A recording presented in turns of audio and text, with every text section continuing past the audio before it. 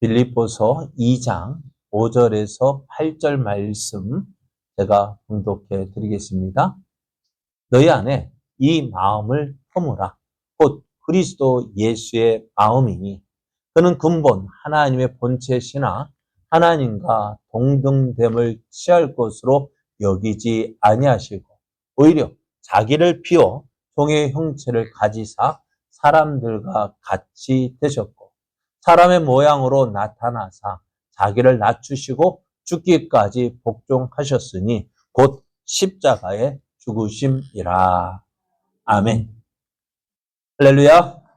하나님을 사랑하여 하나님을 예배하는 자리에 나오신 여러분에게 하나님의 크신 사랑이 넘쳐나 여러분의 걸음마다 하나님께서 주시는 복과 은혜가 넘쳐나기를 예수님의 이름으로 축복합니다. 옆에 계신 분과 함께 인사하겠습니다. 잘 오셨습니다. 잘 오셨습니다. 성도님이 나의 기쁨입니다. 나의 힘입니다. 네, 오늘 우리에게 주신 하나님 말씀을 통해서 성육신하신 성자 예수님, 성육신하신 성자 예수님 이런 제목으로 하나님 말씀을 증거하겠습니다. 지난주 우리는 삼위일체 하나님에 대해서 말씀을 나누었습니다. 참 이해하기가 쉽지 않은 말씀이에요. 왜? 세 분이 계시는데 하나라고 이야기하는데 그걸 우리가 어떻게 이해할 수 있을까? 그러나 우리가 이해가 안 된다 해도 어떻게 해야 될 하나님께서 보여주신 만큼만 알고 보여주시지 않은 부분은 안 보여주셨냐고 거기까지만. 그래서 성경은 분명히 이렇게 말씀하고 있죠. 하나님, 예수님께서 세례를 받으실 때 삼위 하나님이 계신 것을 보여주셨습니다. 예수님께서 세례를 받고 올라오실 때 성령이 비둘기같이 예수님 위에 임하셨고 또 하늘로서는 이는 내 사랑하는 자요 내 기뻐하는 자로다 하며 하나님의 말씀이 들렸습니다. 그래서 성경에는 분명히 삼위 하나님이 계셔요. 그리고 그 삼위 하나님이 계시고 또 하나님께서 또 천지를 창조하실 때 하나님께서 말씀하실 때 그 말씀대로 되어졌는데 하나님 말씀하셨고 말씀 대신 예수님께서 그것을 이루셨고 또 하나님의 성신은 수면에 운행하셨다 해서 하나님의 창세 전부터 성부 하나님, 성자 예수님, 성령 하나님이 계신 것을 볼 수 있고요. 또 우리의 구원 사역에 있어서도 삼위 하나님을 통해서 만약에 삼위 하나님이 안 계시다면 어찌 되었을까? 만약에 삼위 하나님이 안 계셨다면, 삼위 하나님이 아니라 한다면 어떻게 되었을까? 자, 예수님께서 십자가에 죽으셨어요. 그러면은 만약에 삼위 하나님이 아니라면은 어떻게 될까? 하나님이 죽으셨으면은 십자가에 죽으신 그 순간 누가 이 세상은 어떻게 돼? 그 죽으신 예수님을 누가 살리셨을까? 그죠? 이해가 할 수 없는 부분들이 되어져요. 그러나 분명히 성경 말씀은 하나님께서 우리의 구원을 계획하셨고 성자 예수님은 구원을 이루셨고 또 성령 하나님은 적용시키셨는데 그 십자가에 죽으신 예수님 어떻게 해요? 하나님께서 살리셨다고 말씀합니다. 왜? 성부 하나님께서 성령 하나님도 살리셔서 이제 그 십자가에 죽으신 예수님이 바로 우리의 구주가 되셨음을 적용시켰다. 그래서 삼위 하나님의 역할, 사역 부분을 통해서 우리가 볼 수가 있습니다. 그런데 성경을 아무리 봐도요, 성부 하나님은 나오는데 성모 하나님 나올까요, 안 나올까요? 나옵니까, 안 나옵니까? 안 나오죠. 그런데 그렇게 이야기하는 데가 있을까요, 없을까요? 있어요. 저도 깜짝 놀랐어요. 구례에도 있더라고요. 여기 새마을 금고 옆에 하나님의 교회 교육관이 생겼어요. 어제 축협에 갔더니 묻더라고. 목사님, 여기 하나님 교회 교육관이 있는데 그게 뭐예요? 그게 뭔지 아세요? 하나님 아버지는 안산홍이라는 사람인데 그가 죽었고, 근데 안산홍이 죽은데 어떻게 그의 부인이 어머니 하나님이 되어가지고, 저는 참 이상해요. 아버지 하나님이 죽었어. 또 어머니 하나님 오셨는데 그 어머니 하나님도 이제 곧 있으면 사람이니까 죽을 거야. 근데 하나님이 그렇게 계신데 이 세상을 왜 이렇게 내버려 두실까? 또 그들이요, 종종 가면서 여러 가지 봉사활동을 많이 하거든요. 봉사활동 많이 받아가지고, 그 총회 사무실 거기 보면 우리가 대통령도 상도 받았고, 무슨 상도 받았고, 무슨 상도 받았고, 하나님인데 우리나라 지도자상 받으면 뭐 할 거예요? 누가 더 큰데? 하나님이 커요? 대통령이 커요? 그 하나님보다 대통령이 더 큰가 봐. 대통령상 받았다고 자랑하고, 국무총리상 받았다고 자랑하고. 우리 같은 작은 교회야, 군수가 뭐 감사패줬다고도 자랑을 할 수 있겠지만, 그러잖아요. 하나님이라는 사람이 대통령 받아, 와, 우리 이거 받았다고 자랑하는. 그러나 성경에는 분명히 말씀해요. 성부 하나님은 계시는데, 성모 하나님 없어요. 저들도 한 가지 예를 들긴 드는데, 나중에 그거 하면 길 것 같고, 갈라디아서를 보면서 이야기를 하면, 그 갈라디아서도 비유로 이야기한 것을 가지고 사실이냐 이야기를 하고 있어요. 그래서 저도 뭐 이야기인데, 축협 직원부터 요즘에 그 사람들이요, 두세 사람 모아가지고 진짜 열심히 다닌대요. 신천지 다니는 것처럼, 또 여호와 증인 다니는 것처럼 막 다닌대요. 그거 보면 우리는 어떻게 될까요? 야, 이단들은 전도 열심히 하는데. 그죠? 그래서 사람들은 전도하는 교회는 이단, 전도 안 하는 교회는 정통. 아니요. 뺏기면 안 돼요. 좋은 거 빼앗기면 안 돼요. 어찌됐든 이제 돌아와서 그래서 이제 성경은 분명히 말씀하고 있어요. 삼위 하나님을 말씀하고 계셔요. 성부 하나님, 성자 예수님, 성령 하나님, 삼위 계시는데 이 삼위는 어떻다고? 하나라고 말씀하셔요. 요한복음에 보면 예수님은 도마가 빌립인가요? 빌립이 예수님 하나님 좀 보여주세요 했거든요. 그때 예수님 뭐라면 나를 본 자는 누구라고요? 하나님을 봤다고 했어요. 또 예수님도 아버지와 나는 하나다라고 말씀하세요. 그러니까 유대인들이요, 이게 무슨 소리야 하면서 어떻게 해요? 사람이 내가 하나님이다 하니까 어떻게 돼요? 신성모독죄로 예수님을 돌로 치려 했지만은 예수님께서 하신 말씀이 거짓말일까요? 사실일까요? 사실일까요? 그러나 아버지와 나는 하나다. 또 사도행전의 아나니아와 삽비라의 이야기를 보면은요, 아나니아가 베드로를 속여서 밭을 판 것을 바쳤는데 처음에는 네가 어찌하여 성령을 속였느냐 하시는데 다음에는 어떻게 돼요? 하나님을 속였다고. 그러니까 사도들도 어떻게 성령과 하나님을 하나로 보고 있어요. 그래서 성경이 이거 여러 것을 보면은 삼위가 계시는데 삼위가 뭐라고요? 성부 하나님, 성자 예수님, 성령 하나님 삼위가 계시는데 또 성경은 어떻게 돼요?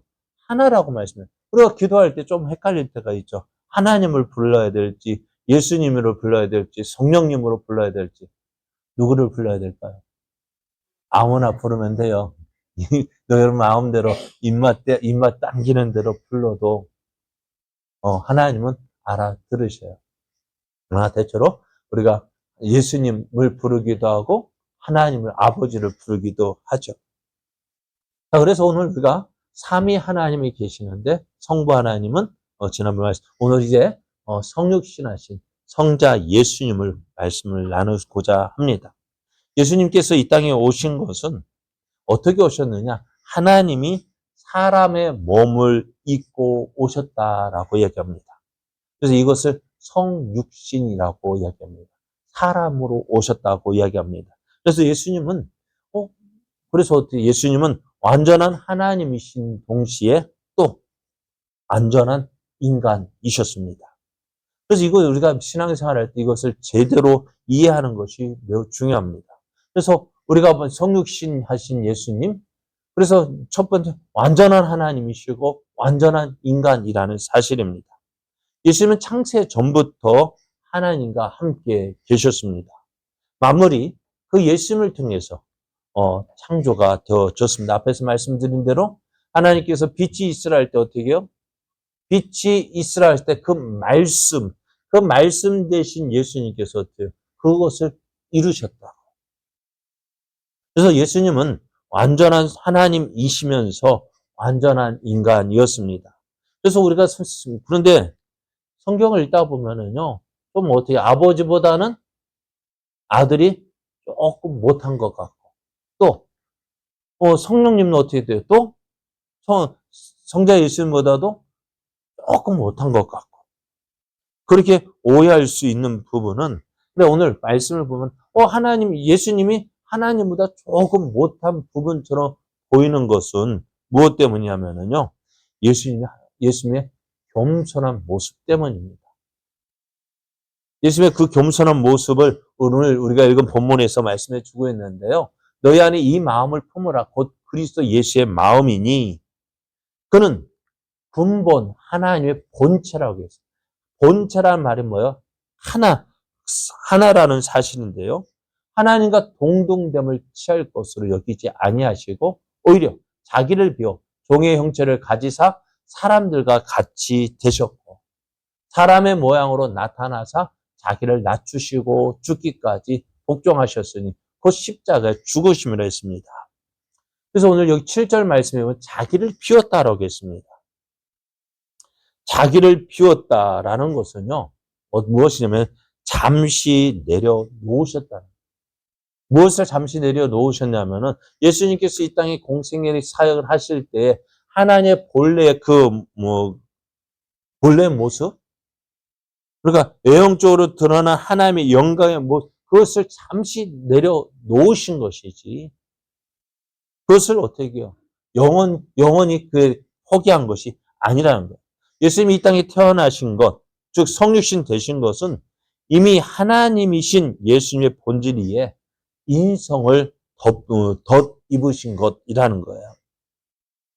그러면 이 땅에 오신 예수님은 인간이 되셨지만 하나님의 성품과 능력을 그대로 갖고 계셨어요.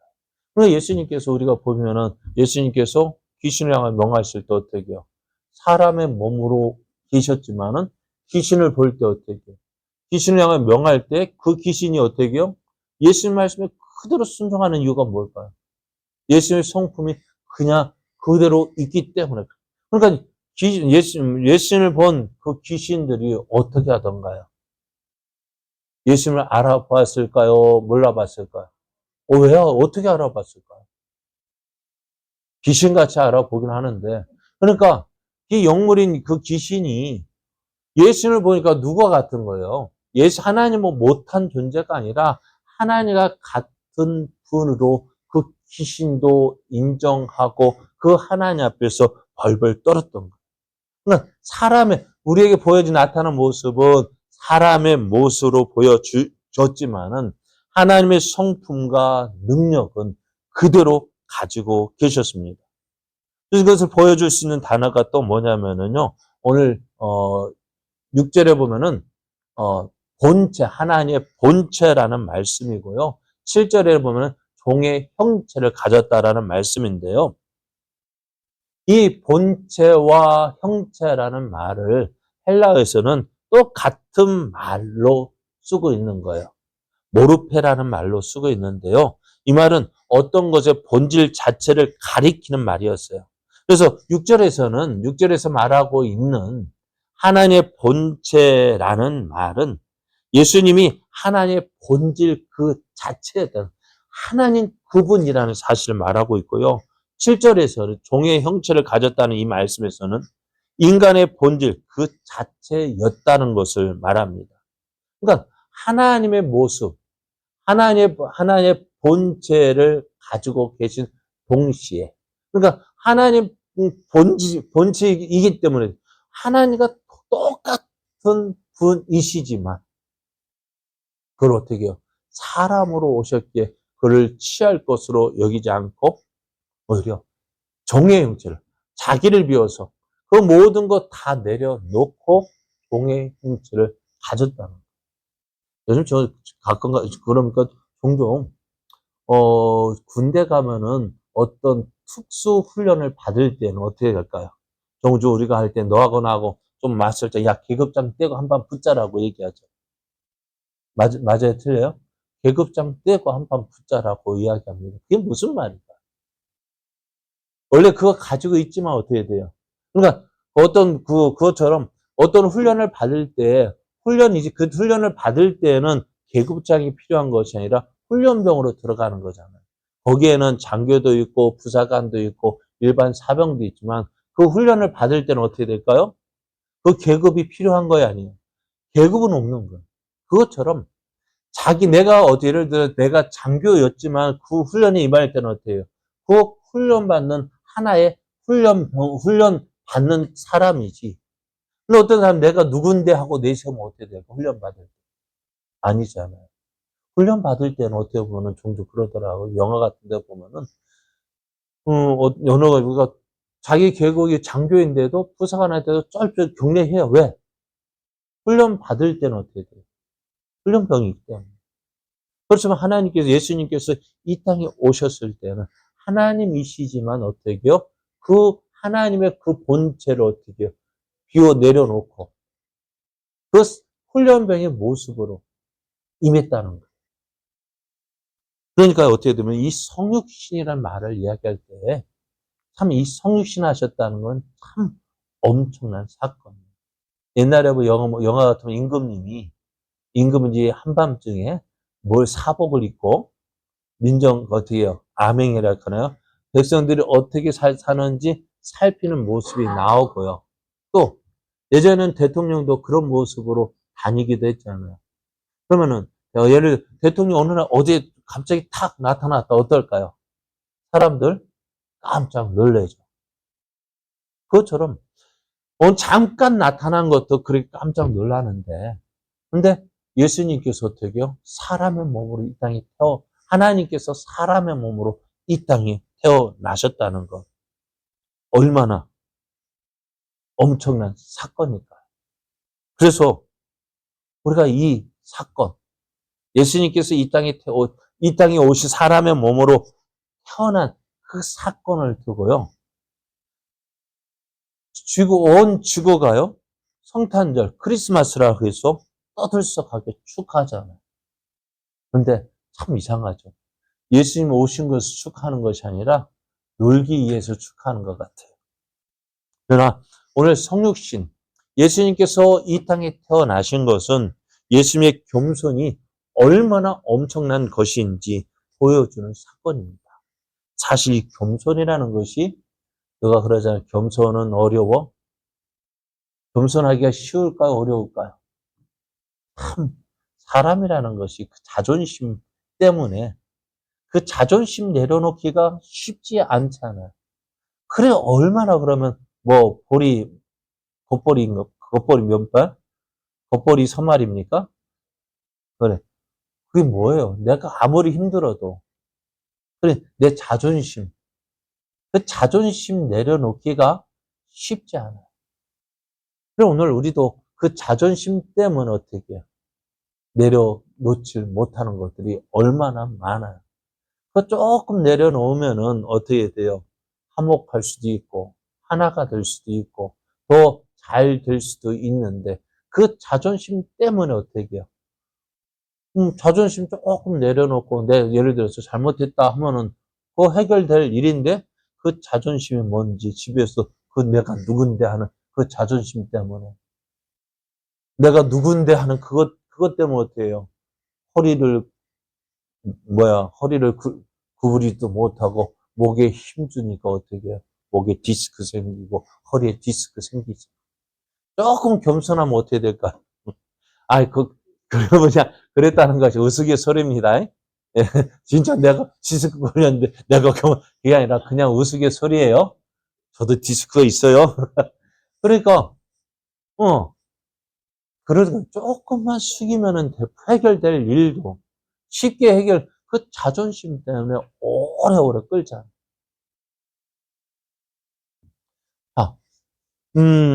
독수리를 잡아서 좁은 새장에 가둬 놓으면은 아무리 모이를 잘 주고 좋은 환경에서 키워도요, 2주를 넘기지 못하고 죽는다고 합니다. 그 이유가 뭘까요? 그래요. 하늘의 왕자인 독수리는 그 큰 날개를 활짝 펼치고 마음껏 저 넓은 창공을 누벼야 됩니다. 그런데 그것을 어떻게 해요? 그 자유를 빼앗아서 새장에 가둔다는 것은 하늘의 왕조로서의 위엄을 빼앗는 것이기에 그 치욕과 고통을 견디지 못한다고 했습니다. 저도 지금도 어렸을 때 이야기가, 옛날에 5.18인가요? 그거 할 때, 그때 육군 참모총장이 누구였어요? 예? 그분이 어떻게 육군 참모총장이었는데, 그 전두환 때를 잡아가지고 어떻게 돼요? 이등병이 됐잖아요. 불명예질이 됐잖아요. 그래서 가장 높았던 그 사람, 계엄사령이 하루아침에 그 계급 다 하고 이등병이 된다. 그 치욕. 어땠을까요? 나중에 복원이 됐습니다만은, 그거 감당할 수 있을까요? 그러니까 오늘 앞에서 말씀드린 그 독수리, 하늘의 왕자로서 위엄을 빼앗겼기에 어떻게 그 치욕과 고통을 견디지 못하는 거예요. 내가 누군데 하는 그것 때문에 어떻게 돼요? 차라리 죽는 것이 나을 정도라 낫다 해서 미물인 독수리도요. 그러한데 온 우주에 그 임재가 가득하신 전지전능하신 하나님, 숨결 하나로 홍해를 가르시고 말씀 하나로 천지를 창조하신 하나님이 이 좁은 인구 지구에 또 이 사람 몸이라는 그 여기에 갇혀 있으려니 얼마나 답답하겠어요. 그러잖아요. 남자도 군에 갈 때 그 군에 가서 적응하는 기간이요. 참 적응이 안 돼. 제대할 때까지 적응이 안 돼. 얼마나 답답하겠어요. 그죠? 그러니까 어제까지만 자유롭게 막 자기만 하고 싶은 대로 했던 그 젊은 열기들이 그 영장 받아서 훈련소에 들어가니 얼마나 답답하겠어요. 그런데 오늘 예수님 어떻다고요? 그러니까 어떻게 보면 예수님께서 성육신 하셨다는 것은요, 어떤 것 같아요? 우리 입장에서 보면은 죽음과도 같은 고통이었을 것이다. 그런데, 그러니까 하나님이 사람이 되셨다는 것 자체가 얼마나 무서운 고통을 감내한 것인지 우리로서는 감히 상상할 수가 없습니다. 그 멋진 천국에서 살던 거룩하신 하나님의 아들이 하늘 보좌를 버리고 이 더러운 인간의 땅에 와서 그 당한 고통은 어느 정도였을까? 여러분, 예수님 한번 생각해 보세요. 얼마나 힘들었을까? 적응이 안 됐을 것 같아요. 그리고 예수님은 그렇게 이 땅에 오신 이유가 뭐예요? 우리를 구원하러 이 땅에 오셨잖아요. 여러분, 그걸 이게 사랑의 추적자라고 이야기한다면은 옛날에 드라마 추노가 있었죠. 추노가 뭐예요? 도망한 노예를 잡아 다니는 누구 말 현상금 사냥꾼이 할까요? 그 도망간 노예 잡아가 갖다 주면 그에 대한 보상을 받는 것처럼 오늘 예수님은 그런 추적꾼이 아니라 사랑의 추적자라는 거예요. 도망자가 쓰레기통으로 도망가면 어떻게 해요? 자기도 쓰레기통으로 들어가는 고통을 마다하지 않는 그것이 추적자인데요. 자신에게 어떤 이득도 돌아오는 것이 아닌데 자신을 그토록 철저히 배신하고 도망간 인간을 용서하기 위해서 냄새나는 마국간까지 내려오신 그 사랑의 추적자. 참 우리는 이해할 수 없는, 인간들은 이해할 수 없는 겸손입니다. 그 사랑, 그 은혜를요. 어떻게 해요? 바다를 먹물로 삼고 하늘을 두루마리 삼아도 표현할 수 없는 그 사랑 무엇이요? 예수님께서 우리 사람의 몸으로 이 땅에 오셨다는 그 자체가요. 그럼 하실 수 있을까요?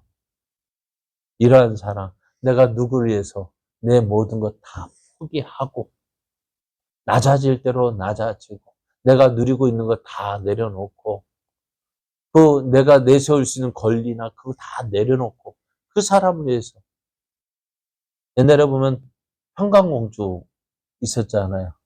그 평강공주가 누구를 위해 바보 온다를 위해서 다 내려놔요. 왜요? 누구 말도 콩깍지가 끼니까 그렇지도 않지만 참 하나님은 어떻게 해요? 정말 우리를 위해서 콩깍지가 끼신 거예요. 그 사랑을 어떻게 해요? 우리가 받았다. 그러니까 예수님의 성육신은요, 우리를 사랑하셔 콩깍지가 끼어가지고 어떻게 해요? 그렇게 낮아지신 그 예수님을 우리가 볼 수가 있습니다. 그래서 이러한 예수님, 그래서 성육신이 하신 빠졌구나. 성육신 하신 예수님은 두 번 우리를 안전히 이해하시고 도우시는 분이십니다. 예수님께서 안전한 인간으로 사셨다는 사실을 믿지 못하면 하나님은 우리에게서 너무 멀리 떨어진 존재가 되어져요. 그럼 하나님은 하늘 저 높은 곳에 계셔서 우리의 고난의 현장과 일상적인 삶의 순간들을 이해하거나 관여하지 않으신다는 거예요. 그러나 예수님은 인간의 몸으로 이 땅에 오셔서 인간의 삶을 살아보셨습니다. 그렇잖아요. 갑의 사정 누가 알아요? 호레비가 안다고. 왜요? 그거 경험해왔으니까요. 그러니까 누군가를 이해하려면 그 사람과 같은 형편과 상황에 처해 봐야만 합니다. 그렇잖아요. 장례식장 가가지고 그 조문하잖아요. 근데 그 사람을 마음을 어떻게 하면 알 수 있을까? 그냥 말로 형식적으로는 위로하지만은 그 위로가 어떤 데 위로가 되지 못할 경우가 많잖아요. 왜요? 솔직하게 저는 말씀드려요. 저희 부모님이 돌아가시기 전에는요, 몰랐어요. 그냥 형식적, 아이고, 많이 슬프시겠네요. 그런데 제가 고아가 되다 보니까 어떻게 돼요?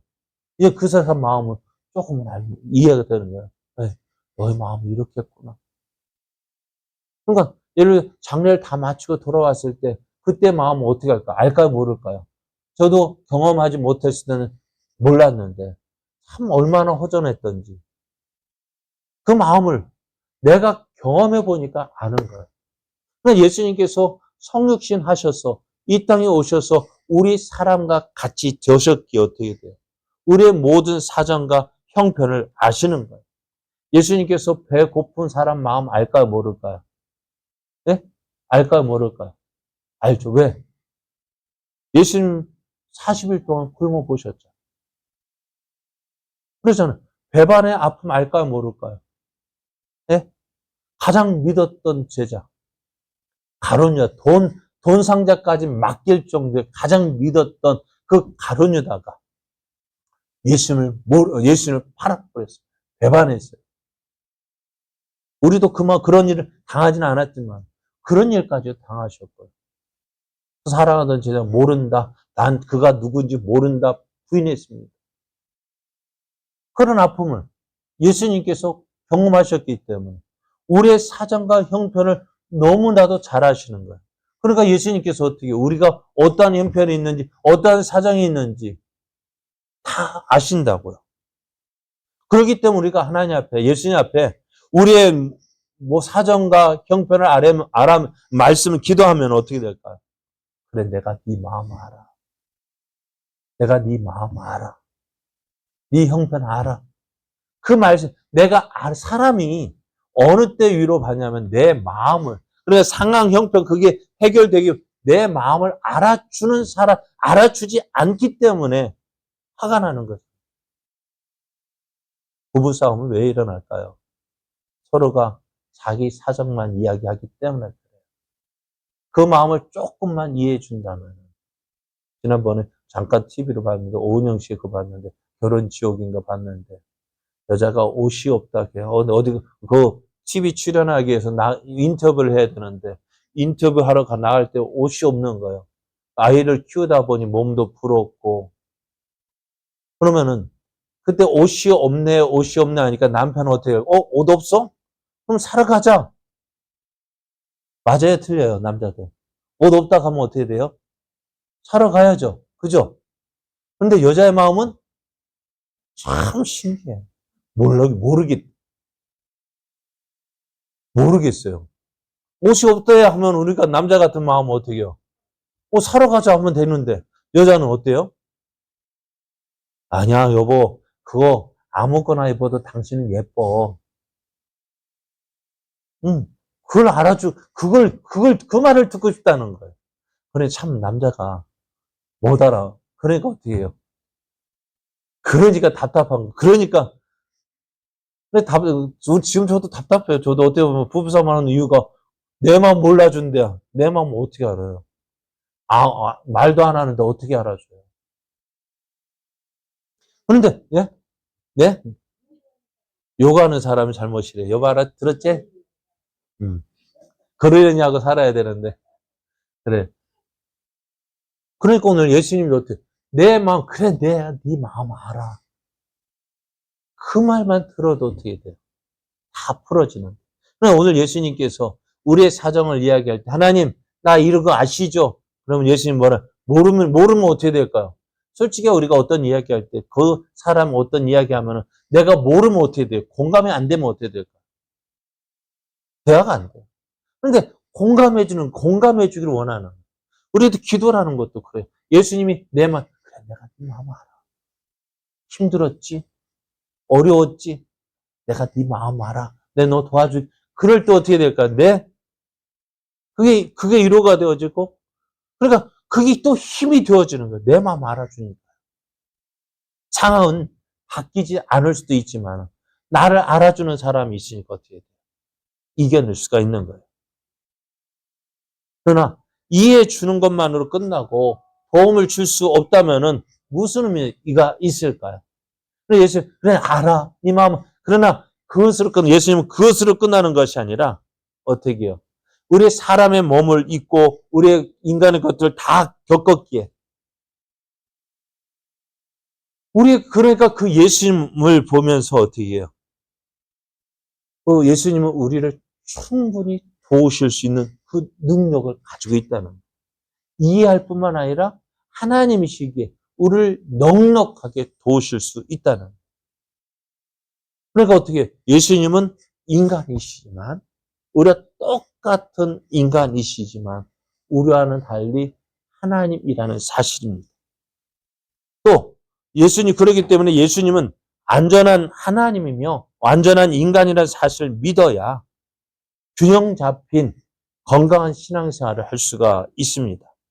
근데 기독교 역사 2000년을 살펴보면은 어떻게 보면 예수님의 신성을 지나치게 강조하거나 또 때로는 예수님의 인성을 지나치게 강조하는 어떻게 보면 양극단의 신앙으로 치우치는 경우가 있습니다.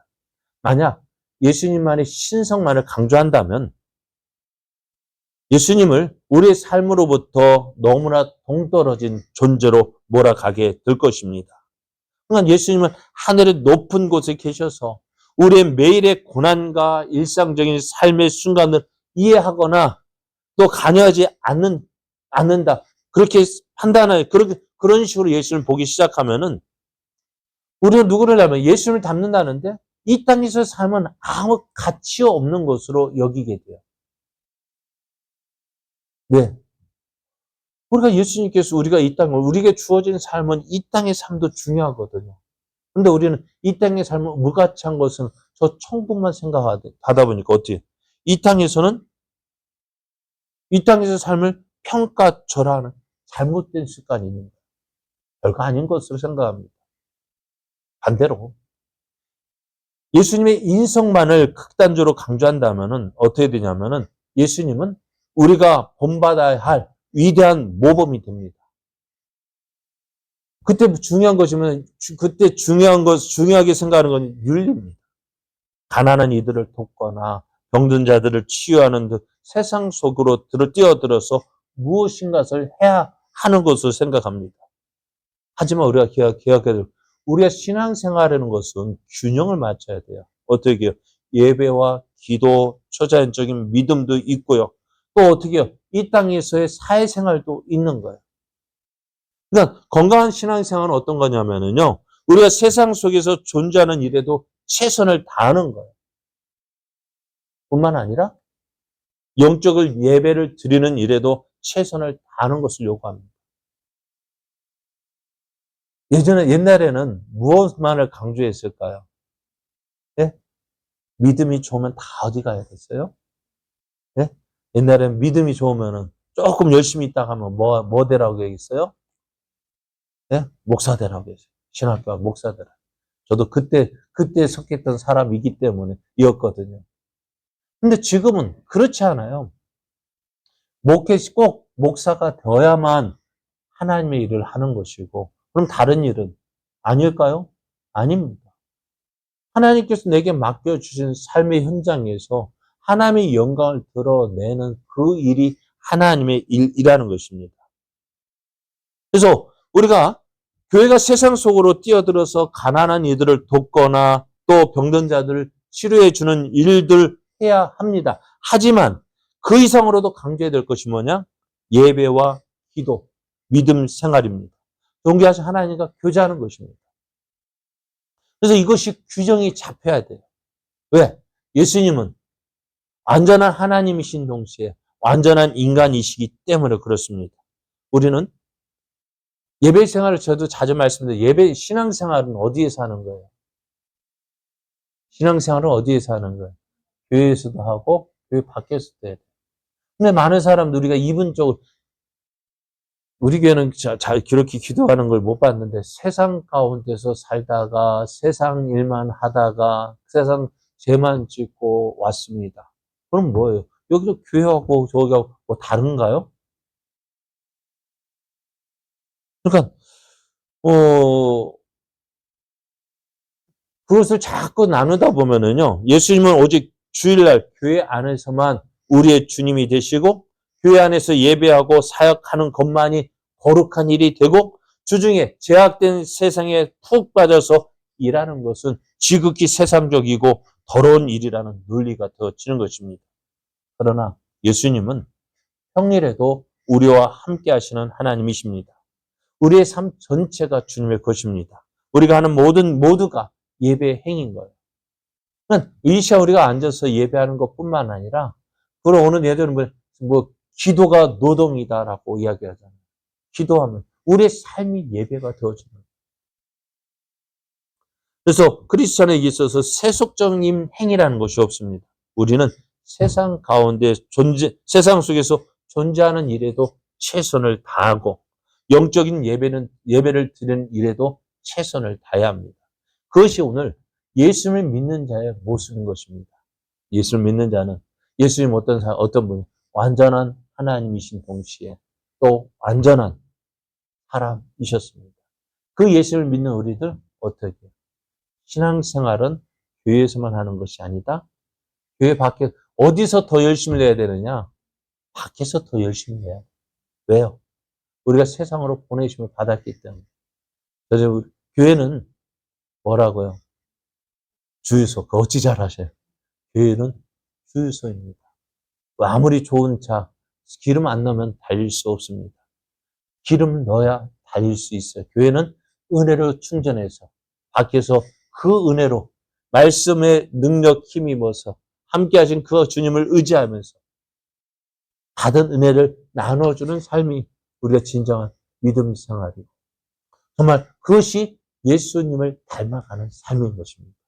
오늘 우리가 믿는 예수님, 완전한 성육신 하신 예수님, 완전한 인간이시고 완전한 하나님이심을 우리가 믿고요. 우리의 삶도 어떻게 해요? 우리에게 세상이라는 곡전, 우리가 언제 어디서든지 그 예수님을 믿고 의지하는 삶을 나타내는 삶. 그리고 내가 해야 할 일들, 또 내가 맡겨진 일 잘 감당함으로 하나님의 뜻을 이루어가는, 그래서 예수님을 닮는 자로서 살아가는 저와 여러분 되어지기를 예수님의 이름으로 축복합니다.